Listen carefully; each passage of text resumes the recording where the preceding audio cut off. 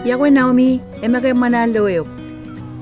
Kwatamakke, ijeguit pagala Gracie ngan chicken tagadain parangayan. Em kana jablukun chala kajin pelle, iban melele tagan right pa.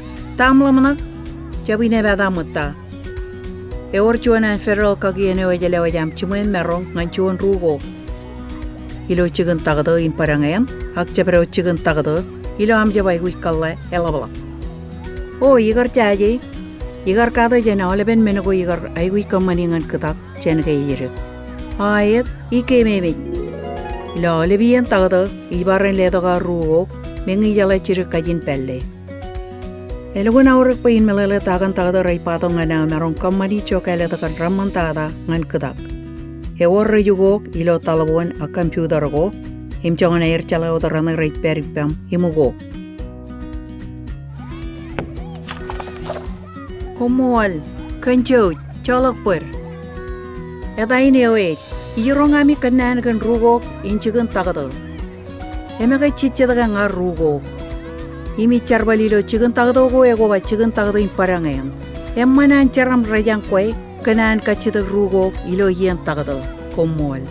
Im ngarajable jam rugo innem po jay go jagwala bagan chuan. Ewar chuan kala chej pagay imi mulal kadak kamye. Pain marong chimay imligi yawaru gogwat. Emay, emalla kajarbal lukun rugoro, ijel lago nam kachidagan pamale, agro charam gongan kwe, menga rejala kajin pelle. Etchaparaman kajarbal computer men kame. Ay, ijel reba yagarbar wala kwe winingan nga.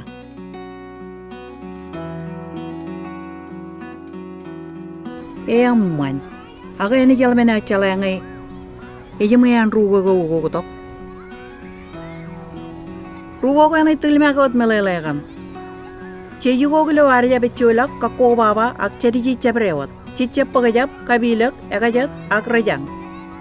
Chichep kaljagla gilo ar charwal. Im chich pareno tiljak kana ole menugo rait pak chigiyer lo yen tagado. Kemi mi lajaragin ilo yen ugo. Ngatakada yan ay kanono rugo ko na yugo white tagan et pangan kwe. Em nga koy kanono rugo ko na yugo talak tagan koy pangan tagadayan. Koy koy kanono langan tagadayan em chap rugo ko yan. Chap pangan rugo ko yan chaperot men ko chap kanan patagadayan ang chalagagay. Em chapatal yan tagadayan ilo am chamelele.